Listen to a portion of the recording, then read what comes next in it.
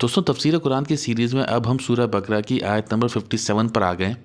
یہ منو سلوا کیا تھا، اس کا ذکر کیوں کیا گیا، اور اس کو کیا ہم دیکھ سکتے ہیں یا کیا ہم کھا سکتے ہیں؟ ان سب موضوعات کو آج ہم سمجھنے کی کوشش کریں گے۔ تو چلیے آیت کی طرف چلتے ہیں۔ بسم اللہ الرحمن الرحیم۔ وَذَلَّلْنَا، آخر میں جو نا ہے اس کے معنی ہوتے ہیں ہم، اور جو اصل لفظ ہے وہ ہے ذل، جس کا روٹ ہے زوئیں لام لام۔ اس کے معنی ہوتے ہیں سایہ۔ یہ دھوپ کا اپوزٹ لفظ ہے۔ بادشاہوں کے لیے کہا جاتا تھا ذل الہی، یعنی کہ خدا کا سایہ زمین پر۔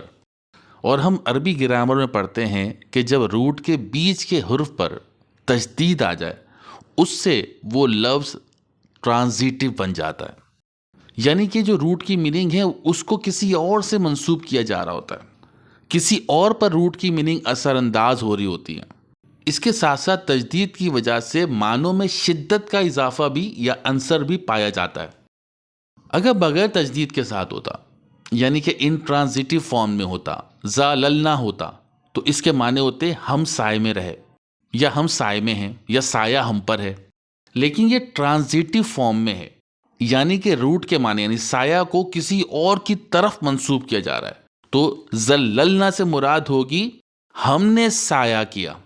ایسے ہی علم کے معنی ہوتے ہیں جاننا، اور علم معنی ہوتا ہے کسی اور کو علم دینا، کسی اور کو جان پہچان دینا، کسی اور کی طرف روٹ کی میننگ کو منسوب کرنا۔ تو وہ زللنا یعنی اور سایہ کیا ہم نے، علیکم تم پر، الغمامہ اس کا روٹ ہے غین میم میم، جس سے غم بنتا ہے، جس کے معنی ہوتے ہیں ڈھانپ لینا، چھپا لینا، گھیر لینا۔ غم کے معنی پریشانی کے ہوتے ہیں جو دل اور دماغ پر چھا جاتی ہے، اسی لیے پریشانیوں کو غم کہا جاتا ہے۔ اور اسی طریقے سے غمامہ بادل کو بھی کرتے ہیں، کیونکہ بادل بھی ڈھانپ دیتے ہیں زمین کو۔ تو الغمامہ بادل کا، وَأَنزَلْنَا اور نازل کیا ہم نے، علیکم تم پر، المنّا والسلویٰ منو سلوا۔ تو اللہ کہتا ہے کہ ہم نے بادلوں کا سایہ کیا اور نازل کیا منو سلوا۔ من کا مادہ ہوتا ہے میم نون نون۔ لغت کے حساب سے اس کے معنی احسان الہی کے ہوتے ہیں، یعنی کوئی ایسی چیز حاصل کر لینا جو محنت و مشقت کے بنا حاصل کی گئی ہو، اللہ کی طرف سے حاصل کر لی گئی ہو۔ منّا علیہ معنی ہوتا ہے اس پر احسان کیا، یا بلا معاوضہ اس کو اجرت دے دی گئی۔ المنان معنی ہوتے ہیں بہت زیادہ انعامات عطا کرنے والا۔ قرآن کریم میں وحی کو بھی منّا سے تعبیر کیا گیا ہے، کیونکہ وحی انسان کو بلا محنت حاصل ہوتی ہے۔ سورہ محمد میں جنگ کے قیدیوں کے متعلق کہا گیا کہ انہیں منّا چھوڑ دو، یعنی انہیں بطور احسان چھوڑ دو، بلا معاوضہ چھوڑ دو۔ یہ تو ہو گیا لغوی معنی۔ اب جو بھی چیز اس مفہوم پر فٹ بیٹھے گی اس چیز کے لیے بھی یہ لفظ کہہ دیا جائے گا۔ اس طریقے سے اس لفظ کے اصطلاحی معنی اصطلاحی لفظ بننا شروع ہو جائیں گے۔ اسی وجہ سے من ایک خاص قسم کے درخت سے نکلنے والے اس خاص میٹھے مادے کو بھی کہا جاتا تھا جو توانائی سے بھرپور ہوتا تھا اور بلا محنت حاصل ہو جایا کرتا تھا۔ اس مادے میں کاربوہائیڈریٹ کی مناسب مقدار پائی جاتی ہے۔ چونکہ کاربوہائیڈریٹ حاصل کرنے کے لیے ہمیں بڑی محنت کرنی پڑتی ہے، یعنی فصل لگاتے ہیں گندم کی، چاول کی، اس سے ہمیں کارب سے توانائیاں حاصل ہوتی ہیں، لیکن اس مادے سے ہم بہت آسانی سے بلا معاوضہ بلا محنت ہم یہ حاصل کر لیتے تھے، اس لیے اس کو من کہا جاتا تھا، اور قرآن کریم میں بھی اس کو من سے ہی پکارا گیا۔ یہ من کہاں مل سکتا ہے؟ ایک درخت ہے جس کا نام ہے ٹمارسک۔ کچھ لوگ اس کو مننا بھی کہتے ہیں، کیونکہ اس سے وہی من ملتا ہے جس کا ذکر قرآن اور بائبل میں ملتا ہے۔ اس میں قدرتی شوگرز یعنی گلوکوز اور فرکٹوز کی اور کاربوہائیڈریٹس کی ایک مناسب مقدار موجود ہوتی ہے، اور سب سے بڑھ کر یہ کہ یہ شہد یا گڑ جیسا مواد جس کو من کہا گیا کافی عرصے تک خراب نہیں ہوتا۔ یہ تو ہو گیا من۔ اب آتے ہیں سلوا پر۔ اس کا روٹ ہے سین لام واو۔ اس کے لغوی معنی تو ہر وہ چیز جو تسلی دے، راحت دے، اس لیے شہد کو بھی سلوا کہا گیا اور گوشت کو بھی سلوا کہا گیا۔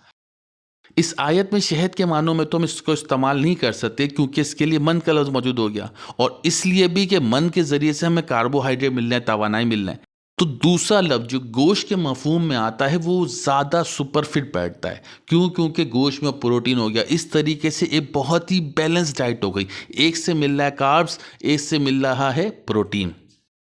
تو اگر گوشت کے معنوں میں لیں تو سلوا ان پرندوں یا ان پرندوں کے گوشت کو بھی کہا جاتا تھا جس کو آج آپ مائگریٹری برڈز کہتے ہیں، ہجرتی پرندے۔ ہمارے پاکستان میں بھی اندرون سندھ میں یہی پرندے سائبیریا سے آتے ہیں۔ آگے بڑھنے سے پہلے ہماری قرآن کی عربی گرامر کا سلسلہ شروع ہو چکا ہے۔ آپ ان گرامر کلاسز کا حصہ بن سکتے ہیں جس میں ہم قرآن میں استعمال ہوئی ہوئی گرامر کو پڑھتے اور سمجھتے ہیں۔ اس کی مزید تفصیل کے لیے آپ مجھے ای میل کر سکتے ہیں islaminquran22@gmail.com پر۔ اب اس سوال پیدا ہوتا ہے کہ اگر یہ منوسلوا یہی ہے تو اس کو اتنی اہمیت کیوں دی گئی اور پھر نازل کا لفظ کیوں استعمال کیا گیا؟ دیکھیے، اہمیت کیوں دی گئی اس کے لیے دیکھنا ہوگا کہ کس وقت کی بات ہو رہی ہے، کس سچویشن کی بات ہو رہی ہے جس وقت یہ منوسلوا ان کو میسر آیا۔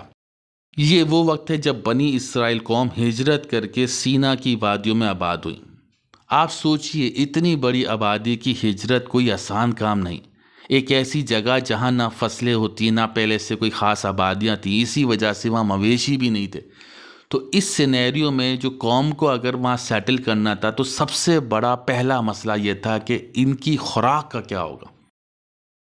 ہجرت کے کچھ عرصے بعد تو انسان سیٹل ہو سکتا ہے، فصلیں بھی لگا سکتا ہے، مویشی بھی لا سکتا ہے، اناج غلہ باہر سے بھی لا سکتا ہے، لیکن یہ ٹرانزیشنل فیز کیسے نکلے گا؟ 2-4 مہینے کا جو ٹرانزیشنل فیز ہے اس کو کیسے مینیج کیا جائے گا؟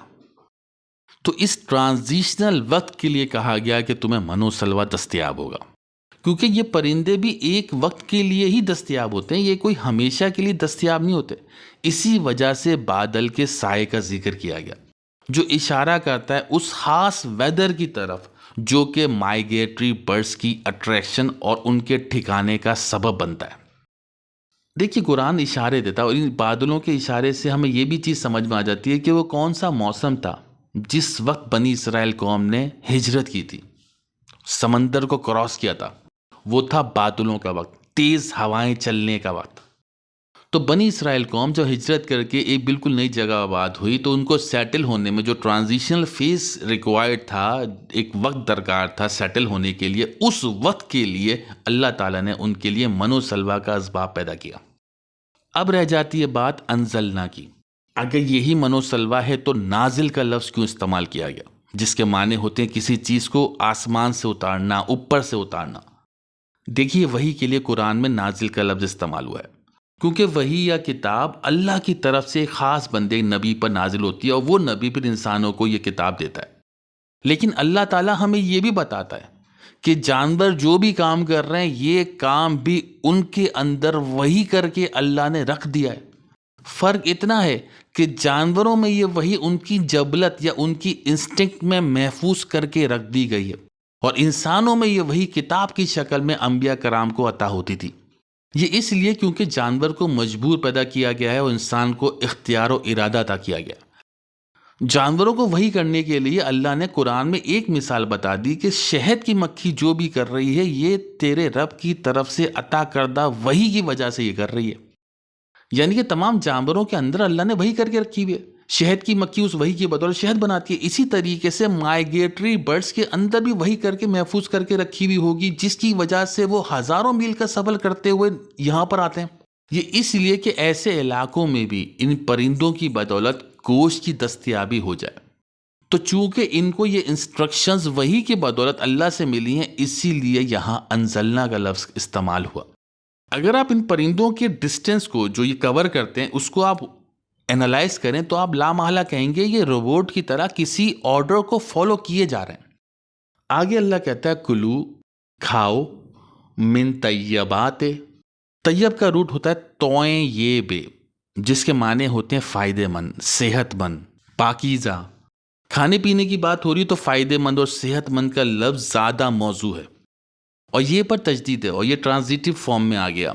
اس کا مراد یا تو کسی اور کی نسبت یا اس عمل کی شدت کو بیان کرنا، تو کسی اور کی نسبت تو یہاں آ نہیں سکتا، تو صرف شدت ہی بیان ہو سکتی ہے، یعنی کہ بہت زیادہ فائدہ مند یا بہت زیادہ صحت مند کھانے پینے کی اشیاء جو ہیں جو اللہ تعالیٰ نے رزق ادا کیا۔ ماں جو رزقناکم، کم مانے تم سب، نہ مانے ہم نے، اور جو اصل لفظ ہے وہ رزق، یعنی کہ جو رزق دیا ہم نے تم سب کو، وا اور ما نہیں، ظلمونا ظلم کیا انہوں نے ہم پر، والاکن لیکن، کانو وہ تھے، انفسہم اپنے ہی نفسوں پر، یظلمون ظلم کرنے والے۔ تو کھاؤ اس طیب رزق میں سے، اور جو ظلم کرتا ہے ہم پر، حقیقت میں وہ ہم پر نہیں بلکہ خود پر، اپنے نفس پر ہی ظلم کرتا ہے۔ دیکھیے یہ بات آپ بار بار قرآن میں نوٹس کریں گے کہ اللہ کہتا ہے کہ جو ظلم کر رہا ہے در حقیقت وہ اپنے آپ پر، اپنے نفس پر ہی ظلم کر رہا ہے۔ ایسا کیوں اللہ کہتا ہے، اس کی وضاحت میں نے پچھلی ویڈیو میں تفصیل سے کر دی تھی، مگر مختصراً دوبارہ بتا دوں کہ قرآن میں اللہ نے ہماری اگلی زندگی کو اپنے آپ سے منسوب کر کے رکھا ہے۔ جو حکم اللہ نے ہمیں دیے ہیں وہ حکم اس لیے دیے گئے ہیں کہ ان احکامات پر چل کر ہم اپنی اگلی زندگی حاصل کر سکتے ہیں، ہم زندگی میں مزید بلند ہو سکتے ہیں اور جنت میں جا سکتے ہیں۔ لیکن انسان ڈنڈیاں مارتا ہے، اللہ کے احکامات سے منافقت کرتا ہے۔ لیکن جیسا کہ میں پچھلی ویڈیو میں بھی تفصیل سے بتا چکا ہوں کہ اللہ کے احکامات پر عمل اس لیے کیا جاتا ہے تاکہ ہمیں ہماری زندگی کا اگلا لیول مل جائے۔ اگر ہم خدا کے احکامات پر عمل نہیں کرتے تو اللہ کا نہ کچھ بگڑا ہے نہ بگڑے گا، نقصان فقط ہمارا ہے، کیونکہ اگلی زندگی ہم حاصل کر سکتے تھے لیکن ہم نے کھو دی۔ اپنی جہالت کی وجہ سے ہم اپنی ابدی زندگی سے ہاتھ دھو بیٹھے۔ خدا کے احکامات ماننے سے فقط ہمارا فائدہ ہے، نہ ماننے سے فقط ہمارا نقصان ہے۔ اللہ تو رب ہے، اس کا کام تھا ہمیں بلند ہونے کا راستہ دکھانا، رہنمائی کرنا۔ اس نے اپنا کام بہت ہی زبردست طریقے سے کر دیا، ہم تک اس نے وحی کا پیغام پہنچا دیا۔ جو مانے گا، جو اس کی اطاعت کرے گا وہ بلند ہو جائے گا، اور جو نہیں مانے گا وہ بلند نہیں ہو پائے گا اور اس پچھتاوے میں ہمیشہ رہے گا۔ شکریہ۔